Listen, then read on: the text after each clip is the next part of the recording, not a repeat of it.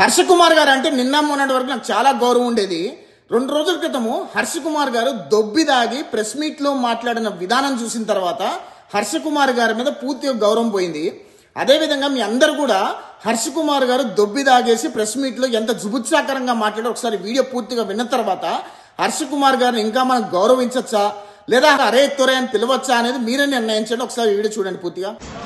నిమిషానికి ఫోనే మరి ఎస్పీ గాడో ఐజీ గాడో తెలియదు కానీ ఎస్పీ గాడేమో ఐజీ గాడేమో తెలియదు కానీ నిమిషానికి ఇన్స్పెక్టర్ మరి డిఎస్పీలో నీ అమ్మ ఇదేమీ సార్ ఒరే ఇంక నువ్వు మానేసి చంద్రబాబు బర్త్డే లేంట్రా బాబు నీకు రా చంపించేసావు మనిషిని. సరే ఏదో మాట్లాడాలనుకుంటూ బుర్ర ఏం పని చేయట్లేదా. చూశారు కదండి ఈ వీడియో. హర్ష కుమార్ గారు ప్రెస్ మీట్ లో దొబ్బి దాగేసి సోయ లేకుండా ఎంత జుబుత్సాకరంగా కామెంట్స్ చేశారు చూశారు కదా.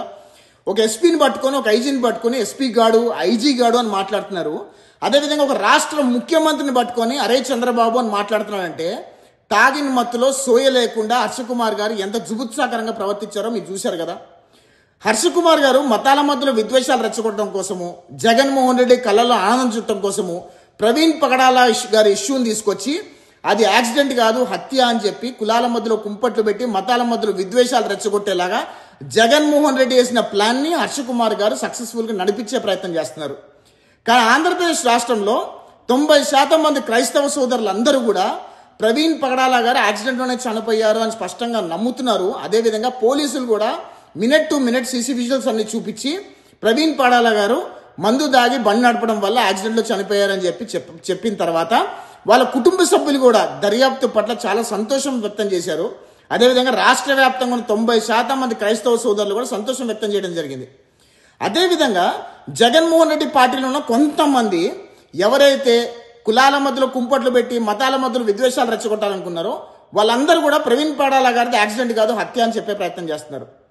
ఎక్కడైతే హర్ష కుమార్ గారు బయటకు వచ్చి ప్రవీణ్ పగడాల గారి హత్య నా దగ్గర ఇన్ని ప్రూఫ్లు ఉన్నాయి ఇన్ని ఆధారాలు ఉన్నాయని చెప్పి పిచ్చివాగుడు వాగిన తర్వాత పోలీసులందరూ కూడా హర్ష కుమార్ గారిని మీ దగ్గర ఉన్న ఆధారాలు మాకు సమర్పించండి మేము ఇన్వెస్టిగేషన్ చేస్తామని చెప్పి పదే అడుగుతుంటే మాట దాటేస్తూ ఎస్పీ గారిని ఐజీ గారిని బూతులు తిడుతున్నాడు తాగిన మత్తులో. అంటే హర్ష కుమార్ గారు మందు దాగి ప్రెస్ మీట్ ముందుకు వచ్చి ఎట్లయినా మాట్లాడచ్చు కానీ మేము మాత్రం మాట్లాడకూడదు, మేము మాట్లాడితే మళ్ళీ ఆయన హట్ అయ్యి మా మీద SC ST అట్రాసిటీ కేసు పెట్టే ప్రయత్నం చేస్తారు. హర్ష కుమార్ గారు మీకు ఒక విషయం చెప్తున్నా, మీరు ఒకప్పుడు ఎంత గౌరవం పొందారో ఈ రోజు అంత గౌరవం కోల్పోయారనే విషయం మీకు గుర్తించండి. ఎందుకంటే ఒక రాజకీయ ఉగ్రవాదికి ఊడిగం చేయడం కోసము ఆంధ్రప్రదేశ్ రాష్ట్రంలో మతాల మధ్యలో విద్వేషాలు రెచ్చగొట్టే ప్రయత్నం చేస్తున్నారు, కులాల మధ్యలో కుంపట్టు పెట్టే ప్రయత్నం చేస్తున్నారు. మీ కొడుకు ఛాలెంజ్లు చేస్తున్నాడు, క్రైస్తవ సమాజం ఏంటో చంద్రబాబుకు రుచి చూపిస్తామంటున్నారు. క్రైస్తవ సోదరులు ఎవ్వరూ కూడా మీ ట్రాప్లో పడరండి. క్రైస్తవ సోదరులు 90% మంది చాలా మంది కూడా వాస్తవాలంటూ తెలుసుకున్నారు. జగన్మోహన్ రెడ్డి అనే వ్యక్తి ఏ రకంగా రాష్ట్రాన్ని చిన్నాభిన్నం చేశాడో సర్వనాశనం చేశాడో కూడా తెలుసుకున్నారు. 2014 నుంచి 2019 వరకు ప్రతిపక్ష నాయకుడిగా ఉన్నప్పుడు ఆనాడు 5 సంవత్సరాల్లో కులాల మధ్యలో కుంపట్లు పెట్టి మతాల మధ్యలో విద్వేషాలు రెచ్చగొట్టి రాష్ట్రానికి పెట్టుబడులు రానికుండా చేసి రాష్ట్రంలో శాంతి భద్రత అన్నీ కూడా ఏ రకంగా నాశనం చేయాలనుకున్నాడో ప్రజలందరూ చూశారు. ఇప్పుడు కూడా జగన్మోహన్ రెడ్డి ప్రతిపక్ష నాయకుడిగా ఉన్నప్పుడు మీలాంటి వాళ్ళని వాడుకొని రాష్ట్రంలో మతాల మధ్యలో విద్వేషాలు రెచ్చగొట్టే ప్రయత్నం చేస్తున్నారని చిన్నపిల్లని అడిగినా చెప్తారు. ఇది వాస్తవము. అంతేగాని ప్రజలు ఎవరు కూడా మిమ్మల్ని నమ్మే పరిస్థితులు లేరు. అంతకంటే ఎక్కువ క్రైస్తవ సోదరులు ఎవరు కూడా మీరేస్తున్న పిచ్చి నాటకాలు వెకిలి వేషాలను నమ్మే పరిస్థితి లేదు. దయచేసి ఇంకొకసారి దొబ్బి దాగి ప్రెస్ ముందుకు వచ్చి పిచ్చివాగుడు వాగే ప్రయత్నం చేయకండి. ఎందుకంటే మీ గౌరవం పూర్తిగా మంట కలిసిపోయింది. మిమ్మల్ని ఇంకా జీవితంలో క్రైస్తవ సోదరులు కూడా మిమ్మల్ని నమ్మే పరిస్థితులు లేదన్న విషయం దయచేసి గుర్తిస్తే బాగుంటుంది.